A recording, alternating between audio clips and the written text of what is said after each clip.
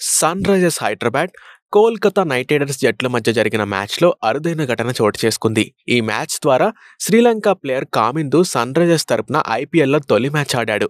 అయితే ఈ మ్యాచ్లో టాస్ గెలిచిన సన్ రైజర్స్ తొలుత బౌలింగ్ ఎంచుకుంది.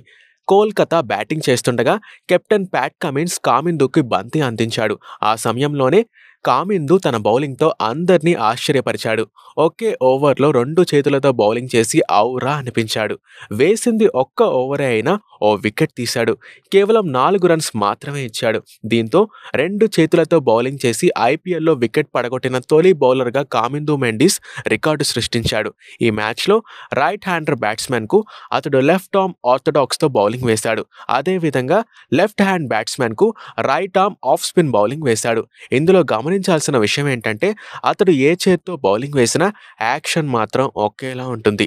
దీంతో అతడు సవ్యసాచికి ఉదాహరణగా మారిపోయాడు. అయితే కామిందు ప్రత్యేకతను సన్ రైజర్స్ హైదరాబాద్ యాజమాన్యం గుర్తించి దీంతో ఐపీఎల్ 2025 సీజన్ ప్రారంభానికి ముందే జరిగిన వేలంలో అతన్ని 75 లక్షలకు కొనుగోలు చేసింది.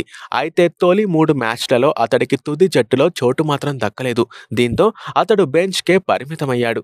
డిఫెండింగ్ ఛాంపియన్ కోల్కతాతో జరిగిన మ్యాచ్లో మాత్రం అతడికి ప్లేయింగ్ లెవెల్లో చోటు దక్కింది. ఈ మ్యాచ్లో బౌలింగ్లో ఒకే ఓవర్ వేసినా అతడు 4 పరుగులు ఇచ్చి రఘువంశీ వికెట్ తీశాడు. ఇక బ్యాటింగ్లోనూ పర్వాలేదనిపించాడు. 20 బంతులు ఎదుర్కొని 27 రన్స్ చేశాడు. ఇందులో 2 సిక్స్లు, ఒక 4 ఉంది.